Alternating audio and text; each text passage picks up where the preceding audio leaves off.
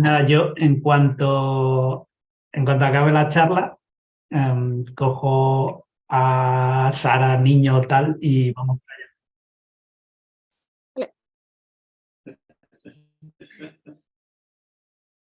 Queda esto para la posteridad del YouTube también.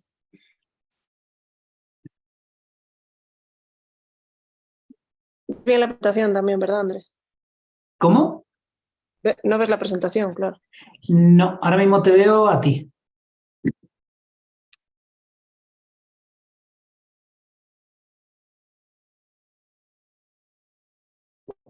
Vale, ahora ha cambiado algo. ¿Ya? Ahora sí, ahora sí veo la presentación.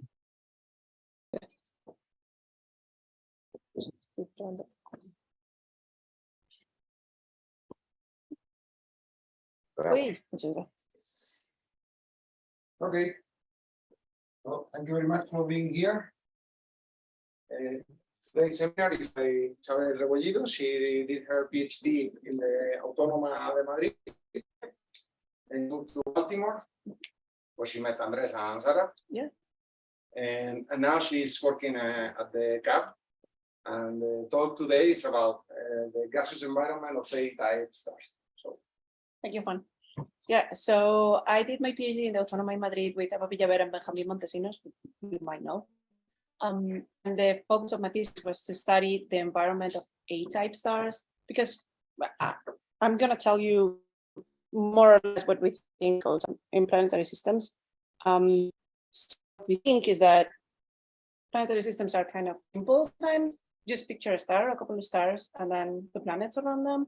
There's actually a lot more going on, and we already know that just from the solar system, right? We know that we have moons, we have asteroids, we have comets, and we even have dust that we see even from the Earth, like the cycle light.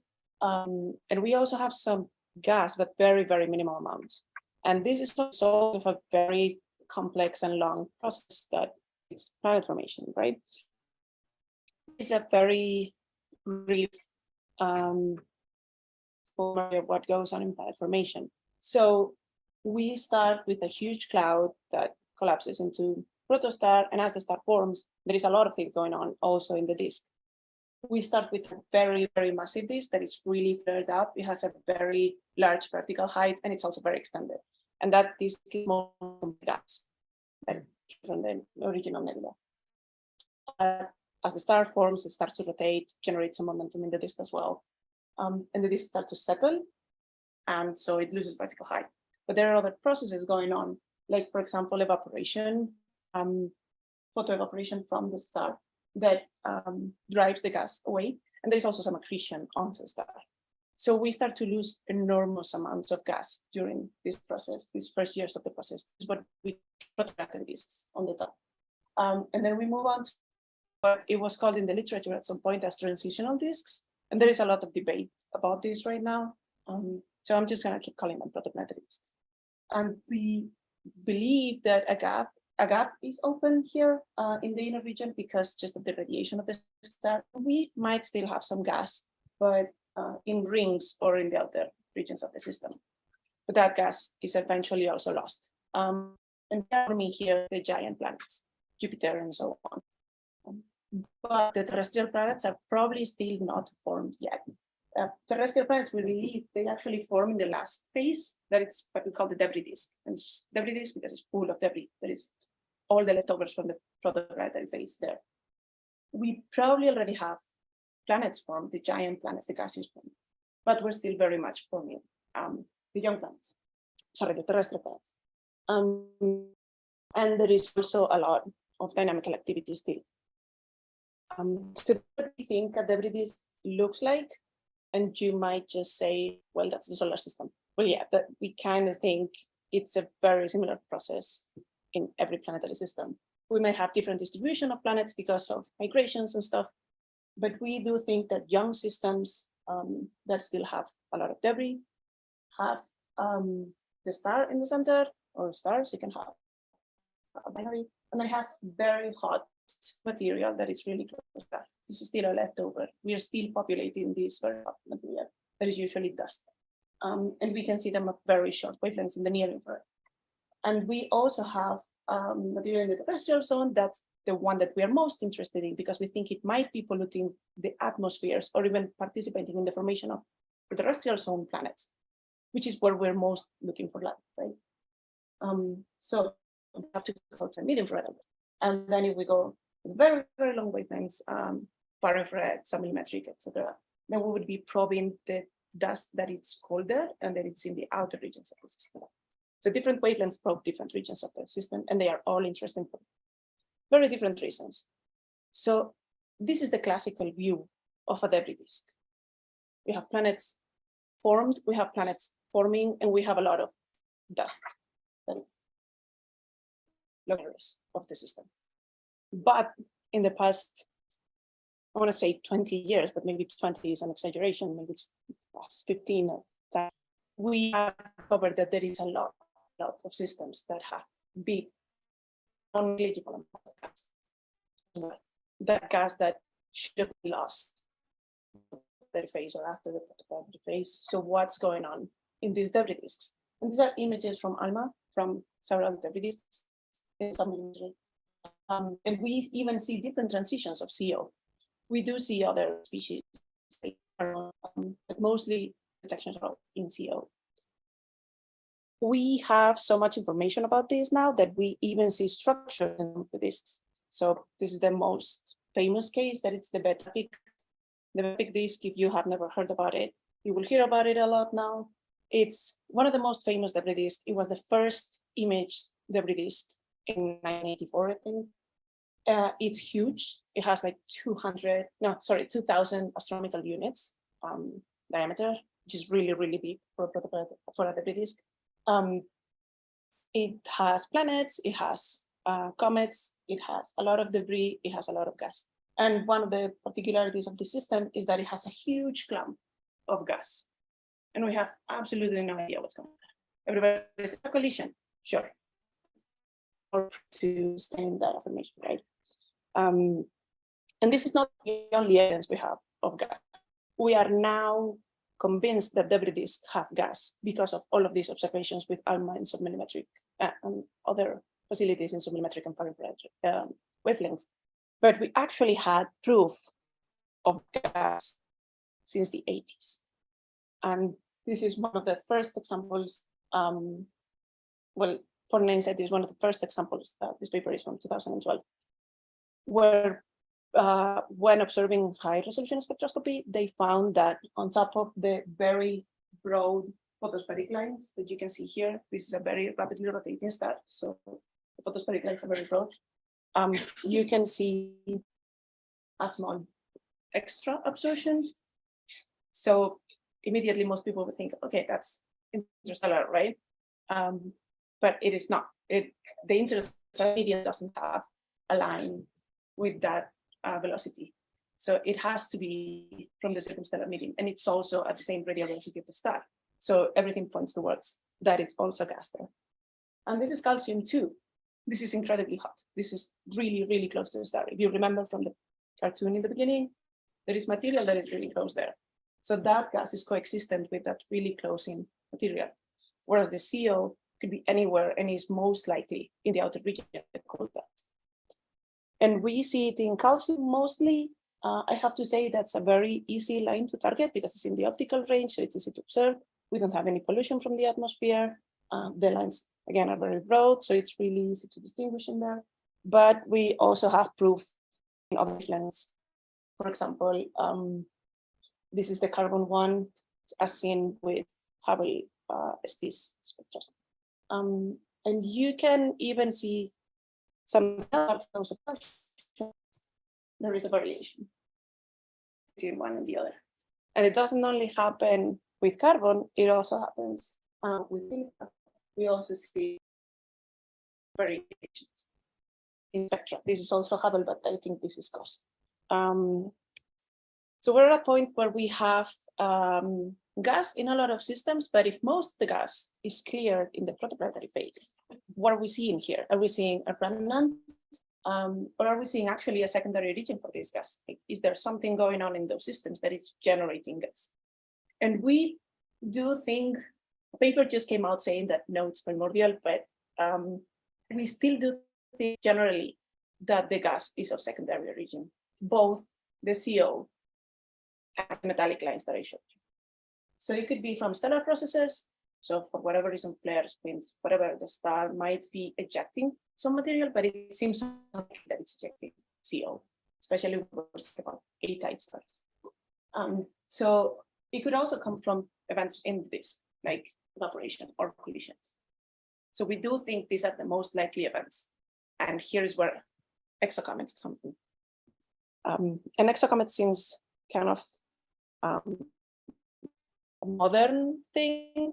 And again, this is the first detection, and this is in 1987. And not to piss anyone off or anything, but I wasn't born yet. So, so we know about the existence of exocomets for over 35 years. And there was an issue there. Like you could not say, well, the exocomets are these variations. You can see for different line styles, there are different dates. And this is the stable line that I showed you before, this circumstellar gas that it's very hot. And we also see some variable gas that it's also hot because this is calcium. So what we call the exocomets. And just as a matter, they didn't call them exocomets first because 1987, we didn't have any exoplanets. They called them falling evaporating bodies, just to, avoid the problem. So what's happening there, I think it's the best representation of the exocomet process. So if you look at the panel, we have that it's rotating, whatever, usually stars or fast rotators, that it's following whatever orbit. And as the comet comes close to the star, we see all the gas released, and we would be looking from the zero. So we see that gas transiting, crossing a line of sight in front of the star, and it generates this absorption. And this is the calcium K line that I was showing. And this shows calcium H because calcium has a doublet. Calcium 2 has a doublet in the I've never seen it in the H line. H line is also blended with a Balmer line. So it's really, really hard to find these very tiny signals in the H line. So how many exocomets do we know? Well, a lot. These are all the exocomets seen in Beta Peak in, I don't know, a couple of months. And you see that there are variations, both redshifted and blue-shifted, and that's shown fast radial velocities. And you can also see that there is two groups. Well, this was used in a paper in 2014 to claim that there are actually two families of exocomets coming from two different regions. We cannot track the orbits of exocomets. These are highly sporadic events, and we cannot say just because we see one at the same radial velocity, it is the same event. Like there is no way we can track that, right? But they were different ranges of periastrums within these two groups of exocomets. So this is how much we know about exocomets in Beta Peak. And Beta Peak is the exception, not the rule. It's the system where we know the most about exocomets.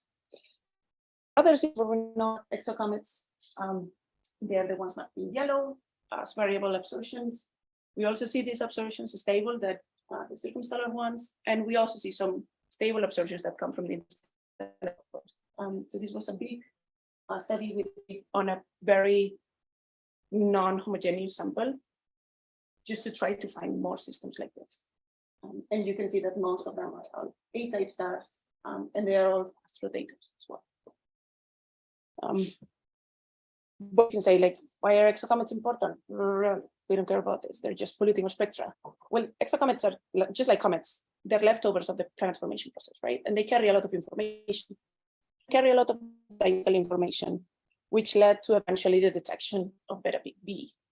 Beta Peak B was detected in image 2008 from Southern Hemisphere, the ESO, the NACO telescope. The NACO instruments are in the VLT. But the location and the mass of the planet were actually narrowed down years before, like 10 or 20 years before, from the orbits, estimated orbits from the exocomets. So Beta Peak B would be acting as a perturber to the material in the disk and throwing it inwards, probably also outwards, but we don't see that. throwing it inwards, and so would generate the absorptions that we see as exocomets. So I'm telling you about exocomets and the gas, but if you know a little bit about comets, you also know that comets also release dust. Sometimes they even show two different tails. That we can trace with photometry. So with the advent of Kepler, TESS, these very insensitive metric missions, we were actually able to detect exocomets. How do you know that's an exocomet? Well, these two are kind of like, but this is very clear, right? Like it has a very distinct shape that is not the transit of a planet. A planet is symmetrical because they are spherical. They can have an atmosphere, blah, blah, blah, but they are usually symmetrical. But this one shows the sharp ingress of a solid that is the nucleus of the comet and the exponential rate of the comet. And this was actually predicted in 1999, so 20 years before this paper came out. So we also see, we see a lot of exocomets in spectroscopy. We see a lot of exocomets in photometry. And recently, this paper came out. It was actually a Nature paper, so it's really nice and easy to read, where they track all the exocomets in beta peak with photometric missions, with tests basically, and they actually find a bunch. They find so much that they can infer some of the radius of the comets, and they can claim, I mean, this is not a great feat, right? Just add some faith in that. But the trend of the sizes is kind of similar to some of the trends in sizes of solar system. And that to me made a lot of sense because they are probably forming way, like some of these are probably aggregating in a similar way everywhere because physics and chemistry, right? So we think it's going on in these systems. That is purposely blue because they're atoms. We have a lot of cold gas that it's usually in the outer regions of the system, but can get fairly in. We have some hot gas that we see in those tiny absorptions. And then we have the comets in different ranges. Photometric exocomets, actually, we can see in a much larger range of distances because that's the dust. But the spectroscopic exocomets, we only see really close to the star because we need to evaporate, sublimate metals so that you need a lot of energy. This is kind of the picture that we have right now. So is that inner gas, this one, connected the outer gas in the system? And do exocomets play a role? Where is the outer gas being generated? Because the inner gas is probably the exocomets, right? It's also metallic elements, it's very close to the star, etc.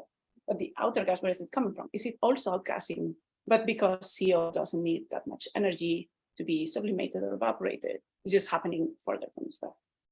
So what we did was try to connect both, and we put together a sample of, this was 35 years ago, all the stars that had CO detected with ALMA or carbon. If you had CO or carbon one, they're here in 2018, except for beta peak and Fomalhaut, because those stars had been already studied very well. So they're not in the US. We took them into account for the conclusions. So you can see a trend already there, right? These ones that don't have any absorption that indicates hot gas, and these are the ones that have absorptions that indicate hot gas. So which ones of those we actually think the gas is circumstellar? Well, just a few. And there's another like kind of spoiler to what I'm going for, that is everything has an inclination in there, like an angle in there. Well, that is the inclination of the system. The lower the angle, the more phase on, the more edge on. And if you remember, I told you that the gas that we see in the spectroscopy is gas that is transiting, so the disk has to be edge on for us to see if that gas is in the disk. So, sorry, and we have that one that we're not really sure it's interstellar or circumstellar or not. So what we got out of this is that most of the disks that are edge on show absorption in vertical range that indicates there is hot gas. these systems have cold gas. So 8 out of 9 of the systems that are edge on and have cold gas, so this inclination and cold gas, they also show the absorption. But if we go to the systems on, do not show any absorption. It just basically means we're having a geometrical effect, right? Both gas seem to be present at the same time, so they could have similar origin or a similar mechanism that originates them. We're just not seeing them because we're unlucky. It's just the geometry of the system. We cannot detect it. So the logical path moving forward, we thought, okay, let's take the systems that have the absorption, but do not have any observations with some millimetric facilities and try to look for the cold gas. So that's what we did. Like this sample shortened every time I applied for ALMA time, just, I don't know, to try to get lucky. And we did observations to all of that sample with ALMA. So these, the non-detections, most of the disks were non-detections. This is the continuum, right? But they didn't have any detection in gas. We do have some detections in the continuum that are, okay, we maybe have 2 disks, and then we have 2 things that we just don't know. We reported them, like, okay, there's something going on there, wants to take on this problem. So most of the gas, most of the systems with the hot gas were just non-detections, except for one. This one turned out to be really interesting. It is a fairly young system. It's only like 3 million years old, between 3 and 10. That's the estimated age. That is really young for a debris disk. A debris disk is supposed to be from 10 on, but the SED of the system actually shows a typical debris disk SED, where we do have this the star and then the black body that fits the disk. I think it's like 150, 200 Kelvin or something like that. So it's fairly cold. It's a debris disk by the traditional classification. But it also has a lot of both in 12 and 13 0. That was kind of odd. And the rest of the systems, we also, like, they look like debris disks, but we barely have any detections. So just put it there so you can see. We were able to estimate masses though, for the ones that. And it's not only that, for that system, that it looks like a debris disk in the SED, but it has a lot of gas. It has asymmetric gas. So we don't know why. Do you remember that picture from the beginning where I showed beta peak and it had an asymmetry? Well, maybe something similar is going on here. And why? Where is that coming from? Like, and you can see it's asymmetric because we have the blue shifted region with higher flux than the red shifted region. So we were kind of surprised to see that. We were expecting to be kind of even. But the system is very complex. It only has a lot of gas, but we're not expecting to have gas. It not only has asymmetric distribution of the gas, it also has a weird overabundance around 9 to 8 microns. So I don't want to get too much in the crystalline chemistry region, but if we had an excess around 10, that would mean silicates. Silicates like the ones that make up the Earth or the asteroids or whatever. That would be normal. But we have a lot of carbonaceous kind of like compounds. And in order to release that amount of carbon in a solid state, you would probably need a collision to explain it. So metric disk, it has a debris disk, it has a lot of carbon, it has exocomet-like variability, and it's kind of like a big bright disk.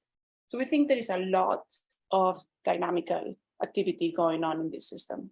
We're trying to follow it up as much as we can, but we might be witnessing planet formation of the terrestrial planets in the region. So what happens with the other ones? Well, the other systems, we do not have detections. There are all of these triangles. We have one here for the gas and also for the dust. Some of them we don't even see the dust. We know it's there because we have an excess in the mid-infrared. There is dust emitting there. But there is this very nice paper, 2017, where they make some estimations on the amount of gas that you can find in a debris disk based on the infrared luminosity. The infrared luminosity of debris disk basically measures the amount of dust that you have in the system. So what this means is that if you don't have a lot of dust, you're not producing dust. You're not having dynamical activity in the system. You're not producing collisions. You're not generating new dust. So if you're not generating dust, you're probably also not generating gas. So basically what we are seeing here is that these disks where we also don't see the dust, they are so faint, they are not producing a lot of dust, and therefore they're not producing gas, and we are just not seeing it. That's what we think is going on there. So I think I kind of talked about the first question about the inner gas thing, but about the second question.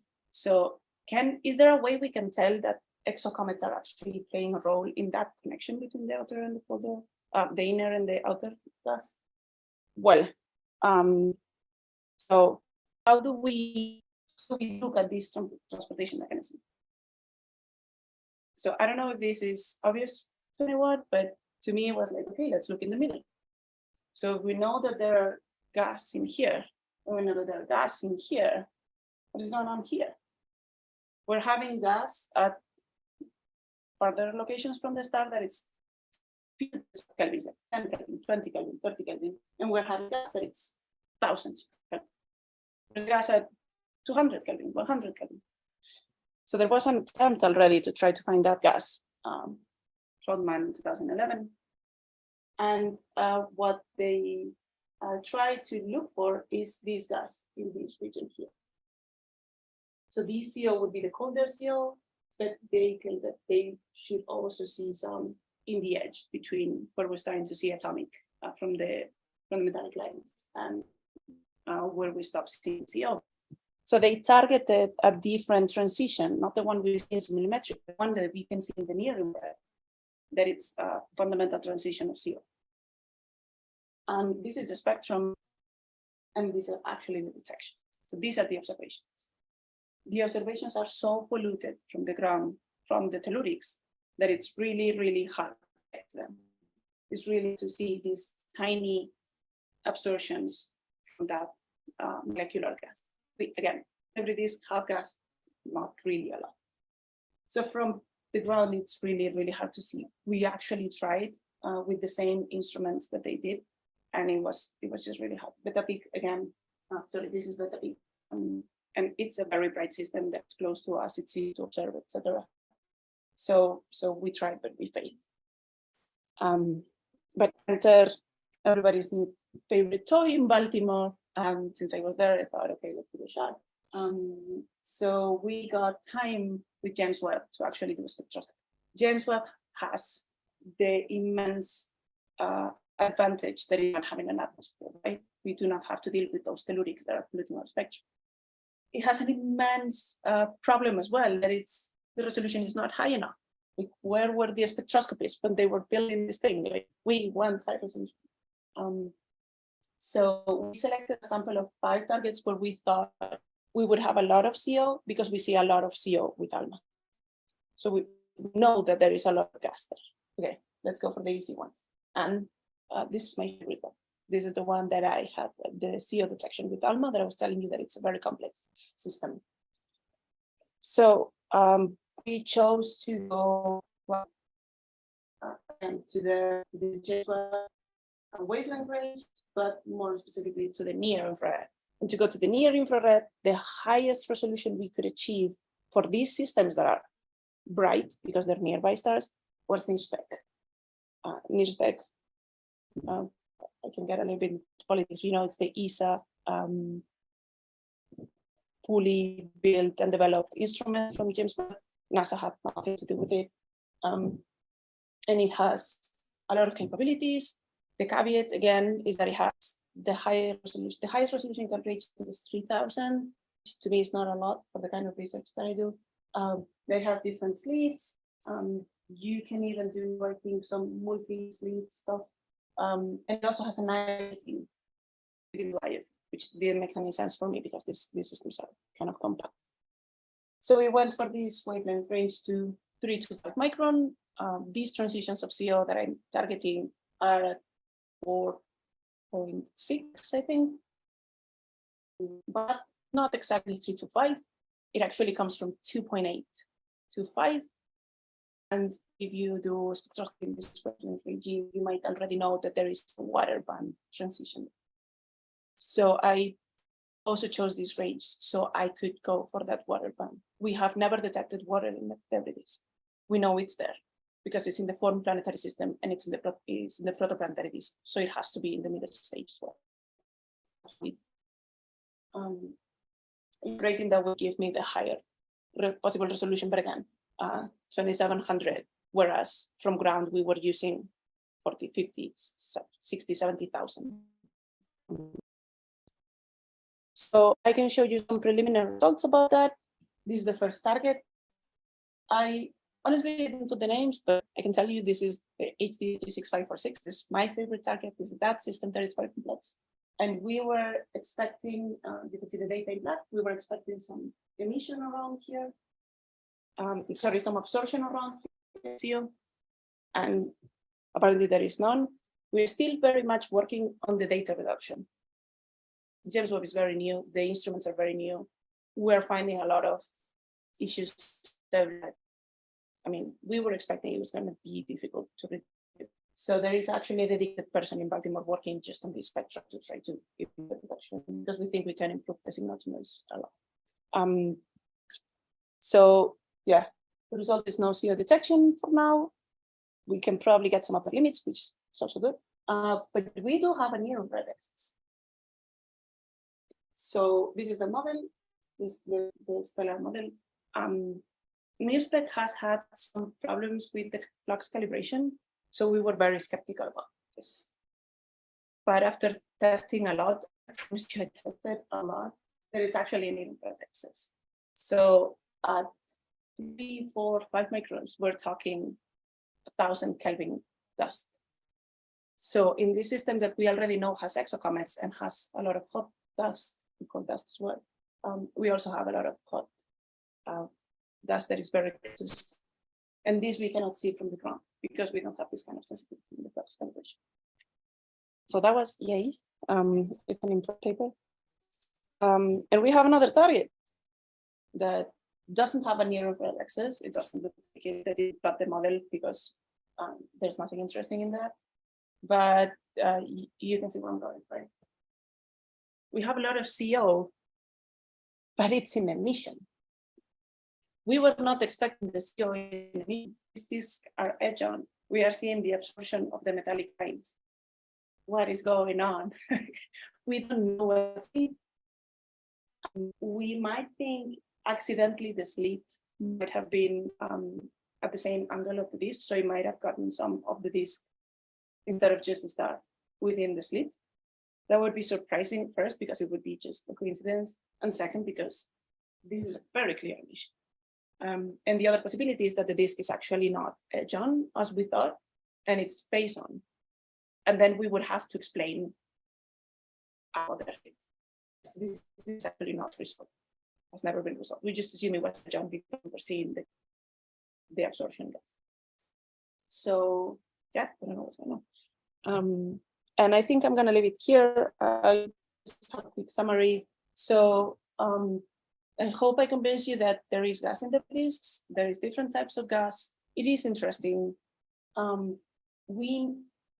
It is important to use different wavelength regimes to actually understand what's going on in the system. I'm going to just take a picture and say like, yeah, this is what's happening. No, because there is so much more going on, right?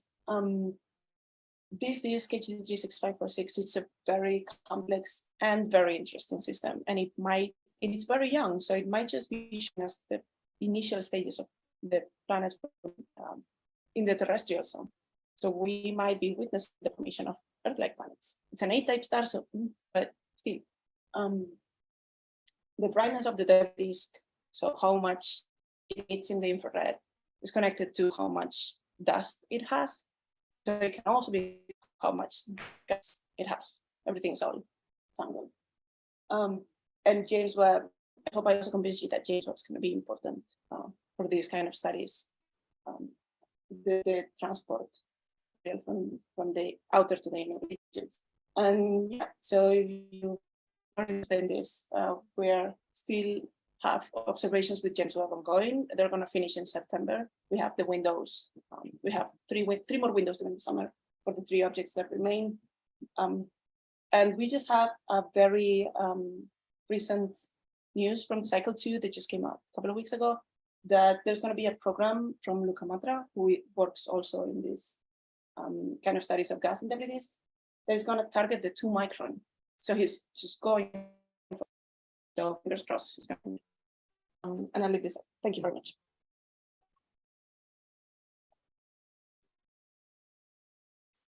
Thank you very much, Isa. Very nice talk. Thank you. Questions? Yeah. Okay, questions, that's okay. So the first one would be when a collision is impaired, how long ago was a collision? Yeah, I think So what's your time window where you can detect the leftovers of that collision? I don't know.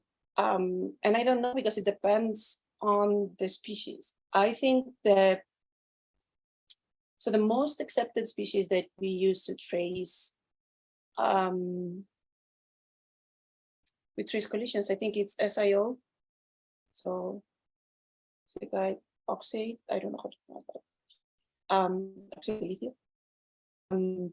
Clears out pretty fast, like within a few orbital ranges, which is 1,000 years, couple thousand years. I don't think for carbon is that fast, but it will be within the thousands. I don't know if that answers the question. Yeah. I was. Andres has a question. Do you want to ask something else? I have to. Okay, go on, and then Andres. So would be like the CO that's seen in emission. Would that be from comets that are not transiting? Yeah, so the CO that we see in emission, maybe, I think I didn't explain that. But when we see CO in emission, for example, in ALMA, that's in emission, right? It's really cold. No, I meant in the latter case. Yeah, in the late, it's also the same explanation for the James Webb. That's called CO. So that should not be really close to the star. That should be kind of like in the outer regions. So we cannot explain that with that is where we are doing that, because then we would be seeing it in absorption as it absorbs the stellar light. We are saying it's because the gas itself it's emitting, but it has very specific physical properties. So then we cannot have it transiting the star. We cannot have it in the outer regions of the system. It was for the No. And the latter one, the next question is a bit more tangential. But when they measure the radius of the comet in the transiting, is that an estimation from the session of Coleman? Yeah, so there is, the use of evaporation models based on solar system comets. That's it. Okay. All right. Sorry, Andres. Andres, go on. Yes, can you hear me? Yes. All right. This may be a very stupid question, or maybe you even mention it, but do you know if there exists some relation about with respect to the size of the star or its luminosity or its effective temperature that limits your detection capabilities or could change the way you perceive certain lines or something like that? Because I saw you mentioned, you showed some sort of color magnitude diagram, so I was curious about that. Yeah, that is a fantastic question. And it has been following me since I started my PhD. Okay, yeah, so this is the question, right? Why are the variable absorptions around A-type stars? This is, I don't know. That's the short answer. I have no clue. A lot of people say it's an observational bias because A-type stars are fast rotators. So it's really easy to see that absorption on top of them because the lines are so broad, right? You go to an M star or even to a G-type star like the sun, and it has a ton of lines. It's really hard to get anything out of that. the A-type stars rotate fast, so yeah, it's easy. But if that's the answer, what happens with the B and O-type stars? Where are the exocomets for those stars? Like the disks are very short-lived around B and O, just because they are more massive and they evolve faster. But still, somehow. And what happens with the F-type stars? Because they're not fast rotators, but why not? I don't know. An F0 star has exocomets. And this is a question that has been puzzling the people that work in this, which we are not a lot, but we are some people. And we don't have an answer yet. My take is that there is a sweet spot around A-type stars for the detection of some metals. Because if you're looking for example, calcium in B and O-type stars, you would sublimate it much faster. It would never reach that close to star. And if you're going for calcium in an F-type star, G-type star, K-type star, you're never going to sublimate it. It's going to fall onto the star before you're actually sublimate enough to detect it. So that's what I think is happening. But again, that's what I think. I've not had time to test it. This was actually part of my PhD, and I never finished that thing. All right, got it. Thanks. It's a really nice question. Yeah. Thanks. Say something about the size. I don't know if this question. What? Oh, sorry. Wait.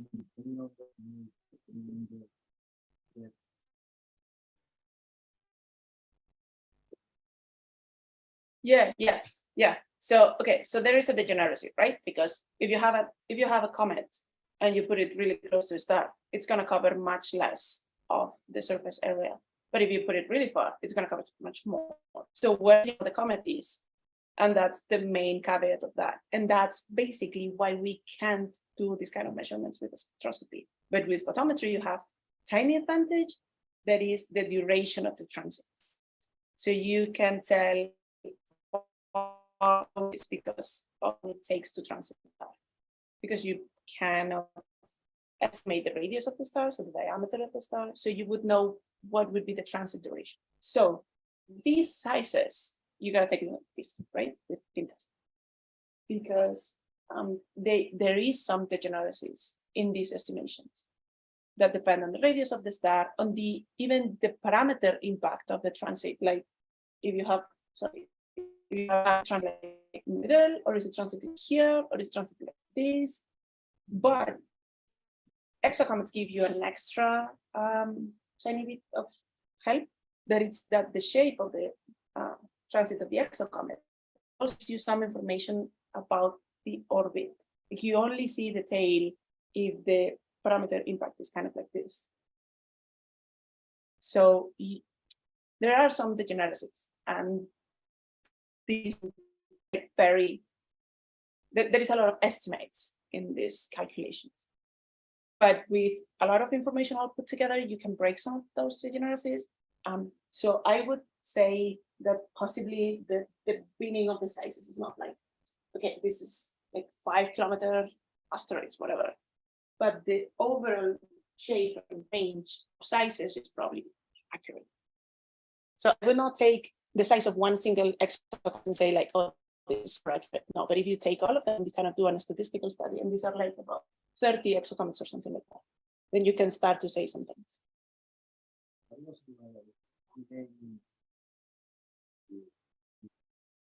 So, yes. So Beta Pictoris, which is like, again, the exception, not the rule, Beta Pictoris has a lot of exocomets. In a spectroscopy, in photometry is around 30 something. In a spectroscopy, I think in this, it's like a couple of hundreds, but in the full study that I mentioned, where they actually talked about 2 different families, they used 2,000 or 3,000 exocomets. In BetaPic, you basically see exocomets every time you look at it. It's really hard, and people have tried to get a spectrum of just the star, and it's not easy. You basically get absorptions every time you look at it, and there are multiple per night. We have not seen that in any other star. Most of the stars we see one every, I don't know, 10 days or so. But if it serves you as like an analogy, in the solar system, there is an estimation of, I think, 100 comets per day that are star grazing. Something. That doesn't mean you can see all of them. More questions? Gonzalo? I would have several. I'll try to cut it down to two. One is piggyback on Andres' question. The whole overall scenario of the protoplanetary disk that you showed at the beginning. How does it scale with spectral type of the star? Can you just scale like a hotter star will have an internal which is wider? That is also a very good question. There is a lot of things that play into how a protoplanetary disk evolves. For example, binarity. You have a binary, you can destroy a protoplanetary disk in like nothing, hundreds of years. But if you go into the stellar properties, temperature and size, of course, I think are the most significant ones, like the properties that affect the most. So what happens for very hot stars, very hot massive stars, is that the star itself evolves really quickly. So the disk also evolves really quickly. It accretes most of the material, and then it destroys the disk really fast. So the most long-lived disks are around long-lived stars, like M-type stars. That were all, you can form more terrestrial planets, but not as many giant planets, because the smaller the molecular cloud that forms the star, like, and that's again in theory, and I'm not an expert on this, you will accrete all the gas into the star, but have very small leftovers in the disk. So it would be harder to form giant planets or gaseous planets. For the intermediate mass stars, which are basically everything between 1 or like point something to 2 stellar mass, 2 solar masses, in theory, the evolution of disk is fairly similar around all of them. We do have a higher radiation field for A-type stars than we do, for example, at G. So it's expected to pair the inner disk, so generate a gap between the star and the gaseous disk faster. But most of the studies that I know of, and these are also pretty old, like 90s, show a similar evolution timescale regardless of the transfer, mostly. So for the mass range we're talking about, we shouldn't make a huge difference. The other question I have is a bit related with the future of the field, in the sense that you showed a series of studies based on K, ultraviolet. Hubble is going to die in the next 10 years. It's going to be nicest firework ever. Yeah. The ELT is blind, bluer than 5,000 Armstrong, and TMT, which is not going to be built anyway, but is blind in the ultraviolet as well. Only chance would be GMT. So how's the future? Yeah, so actually this Okay. This one, what? I think this is from Harps. Okay, right. So you can do it, you don't need a huge telescope to do this kind of science. These are all bright stars that are close to Earth. Yeah, you don't need a lot of you don't need a lot of surface area, a lot of collecting area. High resolution spectrum, right. And we have plenty of those on ground. You don't have to space to do it. It is nicer to go to space because then you get other lines, right? Like ultraviolet, and it's going to be a shame to lose Hubble to this. What I think the future of the field is going to be is try to figure out how to follow these exocomets for other spectral types, because they have to be there. Like we know there are comets around G-type stars because we have them. We just have not been able to find them yet. So I think Plato is going to play a lot in this game because it's going to be basic tests times 100 in matter of precision and observing time. It's going to be focused several years in the same area. So we're going to have really long light curves, unlike for TESS, but they're kind of short, or Kepler that it was just focused in one region, right? So photometry is one way. The other is figure out what other lines can we follow up to detect the exocomets and other spectral types. And believe it or not, I think the other one is imaging. We are not going to be able to detect single comets, I think. We're going to be able to detect swarms of comets. And we do think those happens for very highly dynamically active systems. So they have like space interferometers. I don't know if you heard of the LIFE mission. There's actually a nice paper out that claims that we will be able to see exocomets. So imaging is another way to go. If chairperson lets me just a comment to thank you for commenting on different wavelengths giving different physical information, because it's one thing that I was literally explaining the students in Zaragoza last week. Yeah, it is really hard to do because once you get expertise in a wavelength range, then it's kind of hard to move to the other one, but it's totally worth it. People do it. I have a question. Yeah. The CO gas, the cold CO gas used in ALMA is associated to also to molecular hydrogen. Do you see the or not? No, there is no molecular hydrogen detection risks. Okay. Again, this is a very different scenario to protoplanetary disk. And at that point, it's one of the biggest claims to say that this is not primordial gas. Because if this is primordial, where the hell is it? Yeah. You will see the H2 lines also in the chart data. Yeah, but that's the thing. Or from ground, or I don't know. You would see some H1. But so yeah. And then another question: do you detect the continuum, the ALMA continuum, the gas continuum in this data? Yeah. And can you use the polarimetry to determine the orientation of the system? You can. There are actually observations with sphere of a range of deputies with polarimetry to try to study multiple things, right? Like dust composition and dust size, inclination of the system. But again, it's really hard to do. And it's also very complicated to interpret and analyze. So yeah, we're going other ways. Okay, with this. I don't know a lot of people. Sphere, it will be more complicated because it's Yeah. So this continuum. You mean with ALMA, the dust emission? Yeah, with ALMA. I don't think anyone has done that. Not bright enough. It may be fainter and then They're faintest. If you see the SD, like it depends really fast. So yeah, it requires a bunch of ALMA time to do it. We actually just don't do it in any other course. So it might be because of that. Okay. But I've never thought about that.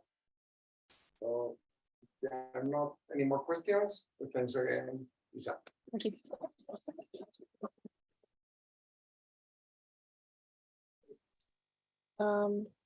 You are dismissed. Voy a parar la grabación y ahora vengo. Vale. ¿Yo cómo dejo de compartir pantalla? Ah, mierda.